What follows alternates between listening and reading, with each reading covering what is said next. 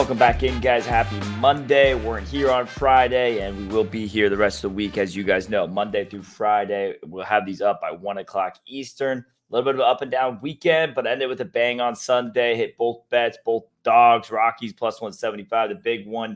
Almost up 5 units on the Sunday to put a big close to the week.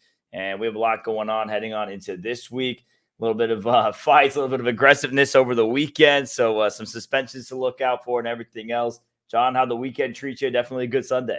Yeah, Sunday was good. Could have been better. Had a lot of dogs. Just didn't see value in some of those dogs. Some surprises. A's taking 2 from San Fran. San Fran just cannot score.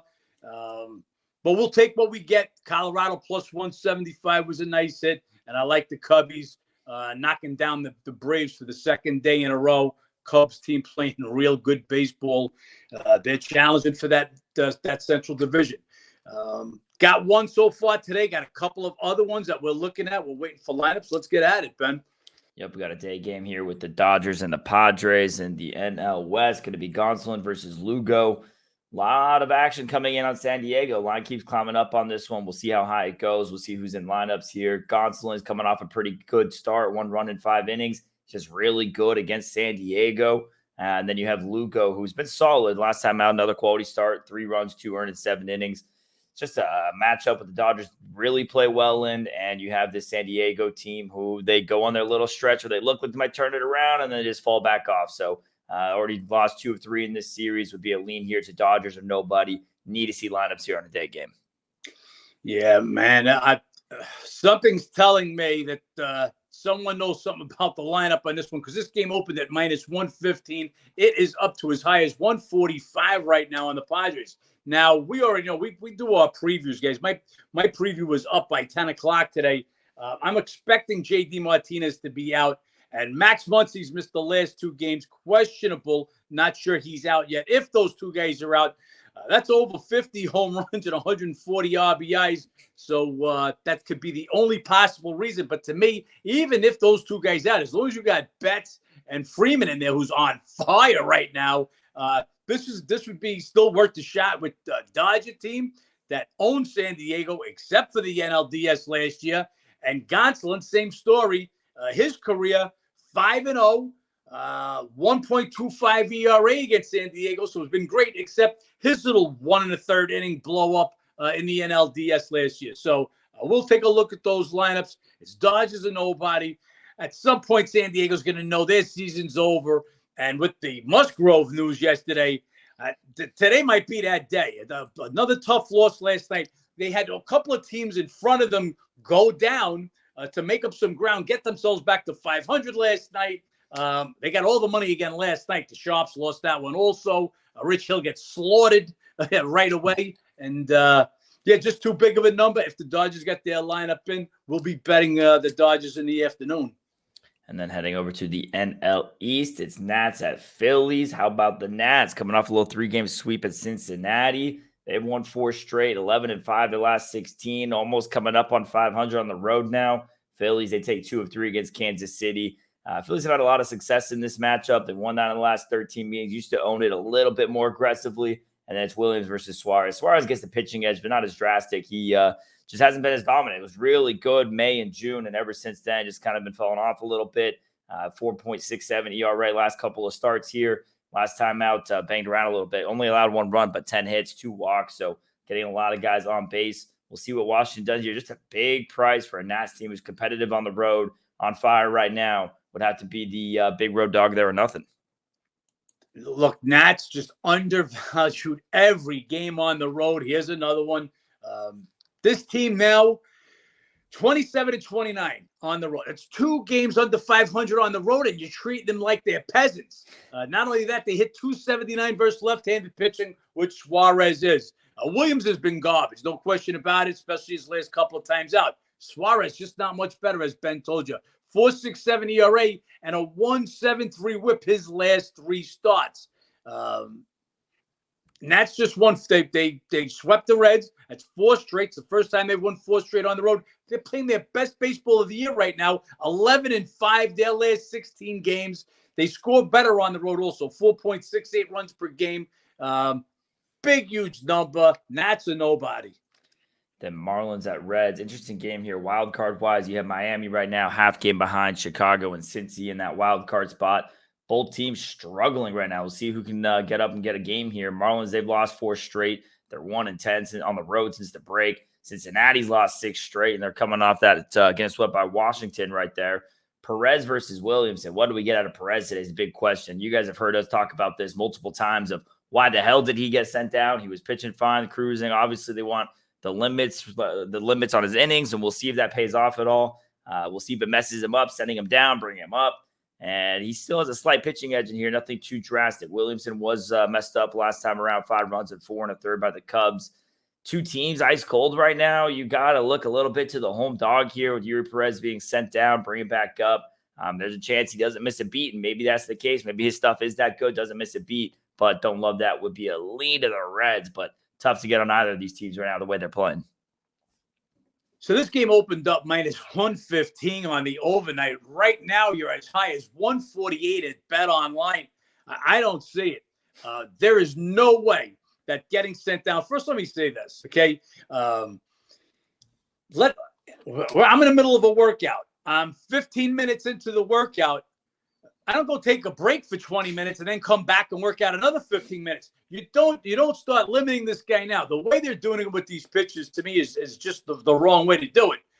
Stop him if his number is 150 for the year. When he gets to 150, stop him then. Marlins are not going to win the championship anyway. They're not winning the World Series this year, so what's the difference? But don't break it up the way they've been doing it. So I can't imagine it being good. I can't make the Marlins, who are now 1-10 on the road since the All-Star break, $1.50 on the road against the Reds. Yeah, Reds have fallen also, who've lost 6 straight. But I couldn't make them $1.50 with Perez when he was pitching his best. Certainly can't be $1.50 on the road right now. This is 2 terrible teams right now. Both ice cold. But as I said, Marlins 1-10 since the All-Star break on the road. What they do have, they are the best hitting team, have the best average. Yep. I believe 310 against left-handed pitchers, which Williams is. But they just don't turn those hits into runs. One of the lowest scoring teams, home dog in this one. Yeah, between those 2 teams and Arizona, those 3 teams just been ice cold, falling off in that wild card race. Going to be interesting who pulls it with the Cubbies getting red hot down the stretch right now. And San Fran trying to give it up, blowing a couple to the A's. But we'll talk more about that. Yeah. Next matchup, Braves at Pittsburgh. A little bit of ownership here. Braves 8 straight meetings, 58-17, killing them. They did just lose 2 of 3 at Wrigley. Been 3-5 on the road since the All-Star break, 10-10, just 500 ball. But that offense can go off any night. It's just ownership here. Strider versus Beto. You got a pitching edge to Strider. He's been pitching really good, striking out everybody. What is it now? 9 Ks in 8 straight games. And coming in here, Pittsburgh up there, bottom 5 in strikeouts. He's been better on the road this year, sub-3 ERA. Pitching edge, ownership. This one was not too difficult of a game to get into. I don't see any value here, even though it's a home dog in Pittsburgh. Maybe you want to take a flyer on it. I'm personally not. Will be Braves on the run line or nothing. Yeah, no. After losing the last 2 in Atlanta, here's your chicken soup game. Couldn't want more than this pitching mismatch. And as Ben said, I mean, Ben actually said a little bit of ownership. No, this is own them. This is own them, their wives, their kids. They actually own them. Yeah, I can't find any value in the home dog with Beto against Strider in this one. Then we have the Cubbies at the Mets. Cubbies stay hot. Took 2 of 3 from Atlanta. They went 5-2 on that homestand against the Reds and the Braves, who are 2 of the top teams in July. Then you have 13-3 the last 16. Still getting it done with the bats, hitting over 300, everything else. And Mets, they go 0-6 on the road trip, scoring just 2.3 runs per game. This team sold big time at the deadline. They've been dead since the deadline. They do get the pitching edge today. Smiley versus Senga. Senga's very good at home so far this season. His last couple of starts, a little bit rough against KC. Before that, really solid 3 quality starts in there. And Smiley, last several starts has been brutal, 8.40 ERA.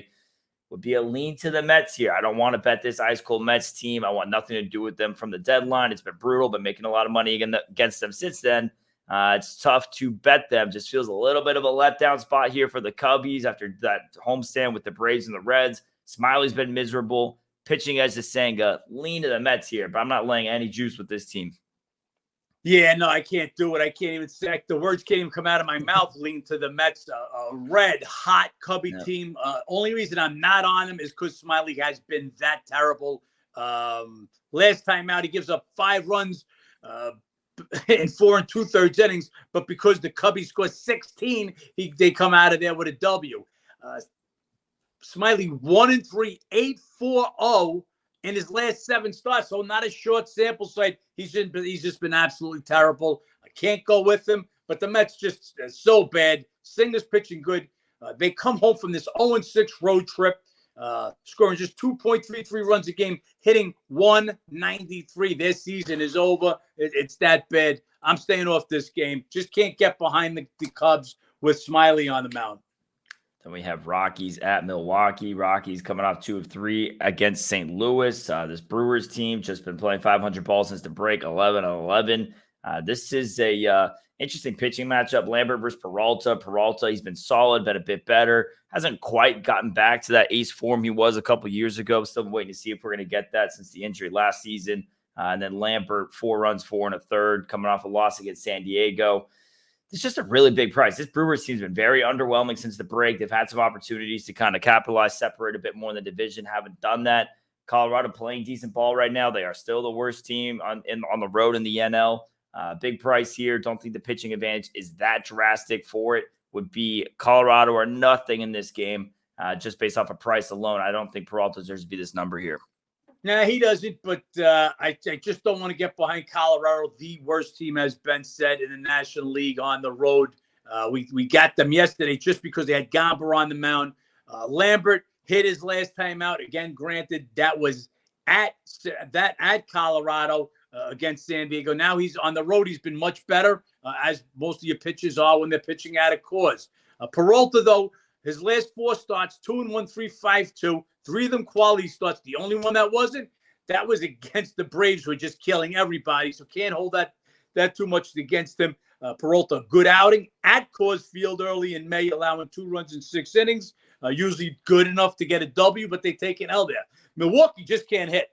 They bust out for 14 runs Thursday night against the Pirates, taking the first game of that series, and then score a total of just 8 runs in the following 3 games. They've got to score some runs here. It's Colorado or nobody. Don't know if I'm jumping on this. We'll see if this game goes any higher. Right now, sitting between 230 and 225, even a 235 out there. We'll see how high this game goes. Rockies or nobody. Then we have Twins at Detroit. This Twins team back hot again. What is it? 4 straight now for Minnesota. They came out of the break really hot, hit some woes, got swept by Kansas City, and now it's starting to find groove a little bit again. We'll see if it carries over. Tigers coming off a loss to Tampa Bay. They're 3-8, their last 11, not playing good ball. Lopez versus Wentz. Lopez definitely gets the pitching edge. Wentz last time out, 4.2 shutout innings, still not going deep there. Prior to that, roughed up in 2 prior starts, and Lopez 2 quality starts in his last 2 outings. Twins team and hot and cold since the break, back on hot right now. Before Guardians decided they're just completely giving up on the season here, this would have been a really must series here for Minnesota to continue to get separation in that, but starting to get a little bit more of a comfortable lead. Don't want to lay this high of a number on the road, but would still be Twins or nothing. Can't get behind Detroit in the spot. You know what? I see what you're looking at, Ben, and the Shark guys. Have pushed this game up to as high as 170, but this is going to be Tigers and nobody for me.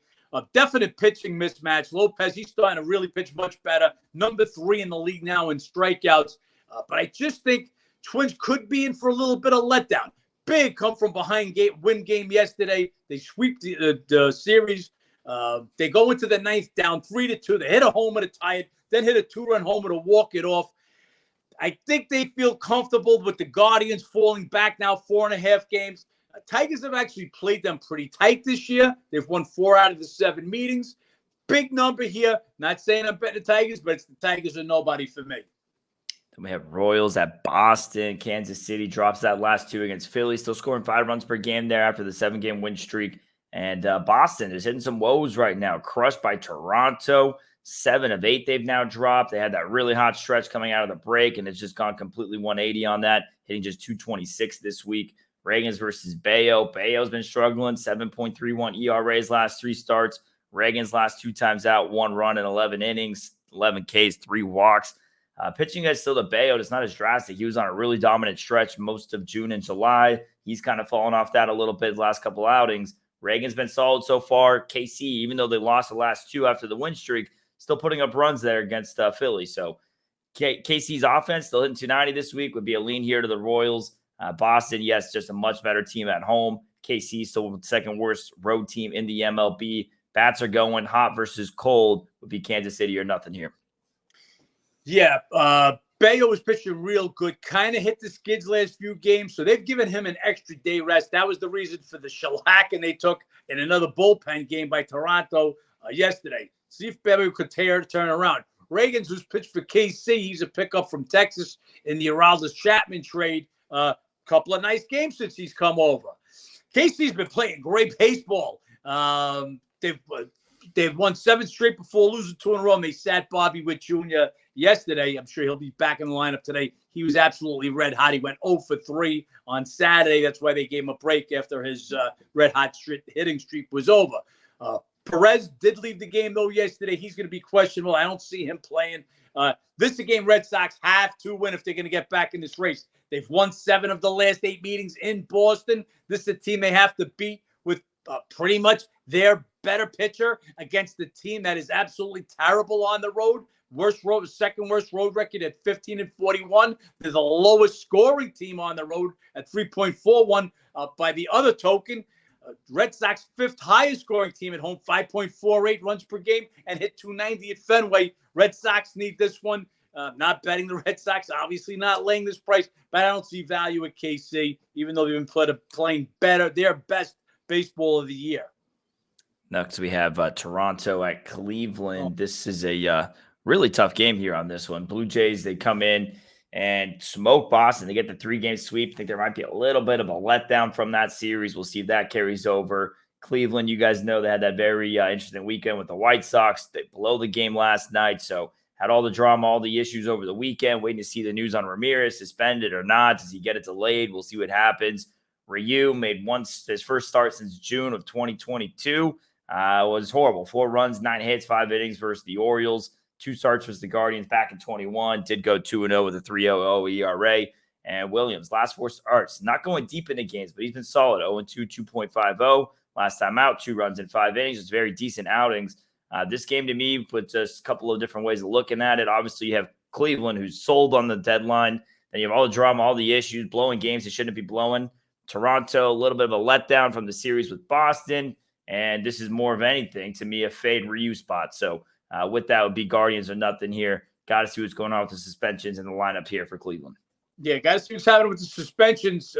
If Ramirez fights the suspension and plays today, this is a big number, big pitching advantage. Williams is one of their top prospects, Cleveland's top prospects.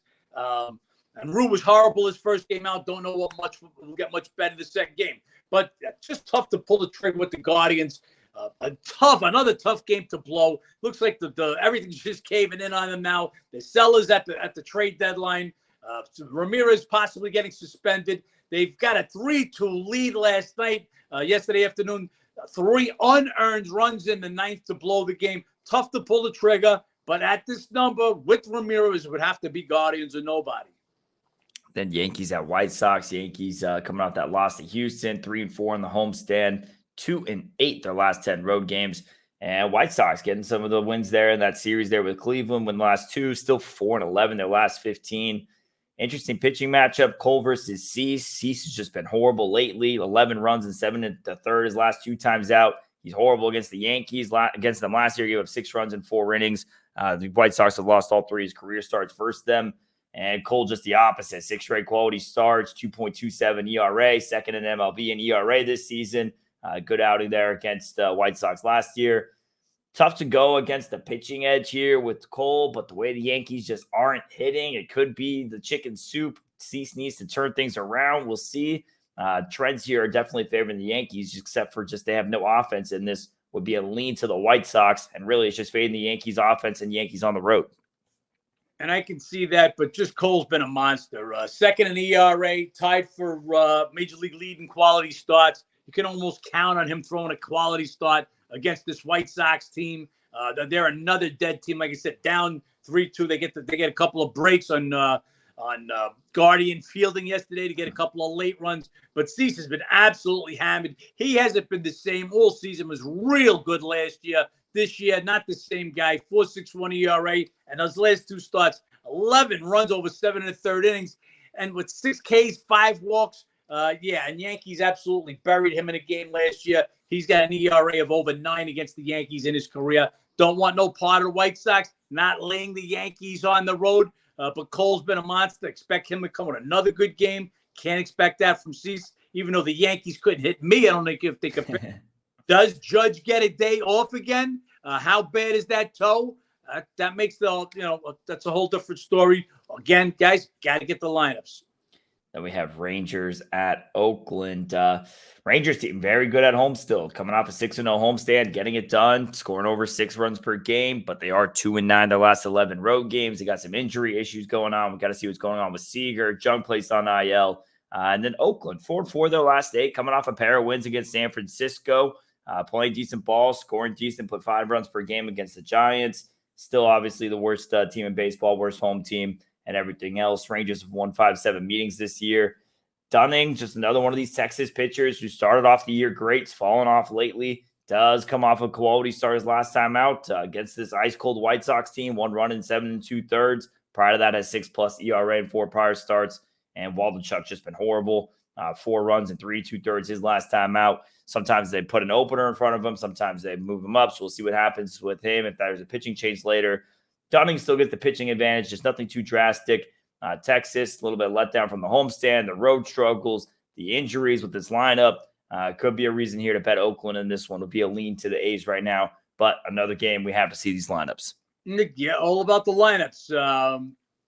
If Seager's out also, you've already got Jung out, just placed on IL, and Jonah Heim also, he's been out. He's been on the IL. So if you take Seager's bat out of that lineup again, if you can get 200 at home with the A's, you got to hold your nose and do it. A's coming off 2 straight wins. Worst road team against the team with the second best record in the American League, the Rangers. Rangers starting to settle in, but get all those bats out of there. Just have to take a shot with them at that big price. Again, got to see those lineups. And then last game we have on this card, Giants at the Angels. A couple of teams who've been Giants not ice cold. That's more so ice cold on the road. They did go well in that homestand prior, and then they ended up losing 2 against the A's. Angels 6 straight they've dropped since the deadline. Both teams as far as wild card implications. San Francisco obviously has a lot more to hold on to. Angels are just trying to stay somewhat relevant so Ohtani doesn't walk. Webb versus Sandoval. Webb, 17 quality starts on the season, 5 of his last 6. Last 2, 5 runs and 14 1/3. And then Sandoval, he's been really good lately. 2-1, 2.42. His last 4 starts. This is Giants or nothing. This Angels team, ice cold right now. Pitching edge is absolutely there for Webb. Neither team really lining it up offensively. This could definitely be an underplay as well. But I have no interest in the Angels here in this spot, especially against Webb. We'll see if he can get them Giants back in the win column. Angels are dead. Look, I was saying this before the deadline. Trade Ohtani. Get what you can get for him. You're not going anywhere. They haven't won a game since the deadline. 6 straight losses. Another heartbreaker yesterday. How they lose it. Don't know if this team's even showing up to the ballpark today. They're done. They're toast. San Fran can't get it done. Had a chance to get a couple of W's against an Oakland team that prior to this 2-game series, they had won 7 of the last 8. They go in and blow both games at Oakland. San Fran now's got to get some W's to hold on to that wild card. Webb, just as the Giants are. Giants better at home. Webb better at home. They go on the road, he gets hit. San Fran is a pitcher's ballpark. Webb is better there. 4.75 ERA and 12 road starts. He'll go to the Angels today. Don't like anybody in this game. Giants can't score. Angels can't win. This is a PU game. I got plenty of other home dogs to work with today. Got a ton of home dogs today, and we'll be betting a few of them. As of now, the only one I got is the Nats. As you guys know, like we said on a lot of these games, a lot of lineups to be looking for. So as always, howtobeatthebookie.com or download the How to Beat the Bookie app. We'll be updating those injury news throughout the day. That way you guys know as well. And as the lines move, as the lineups change, more bets will be added there to this card. John, a nice little Sunday to wrap up last week, and hopefully that can carry on over to a big week this week.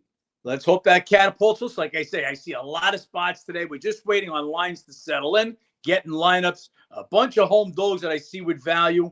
I'm feeling a good day today. Hope I ain't jinxing us, but I'm feeling a good day today. That's right, guys. If you guys haven't already, please like, comment, subscribe below. Make sure you guys go check out the website, download the app, and let's make some money, John. Let's make some money.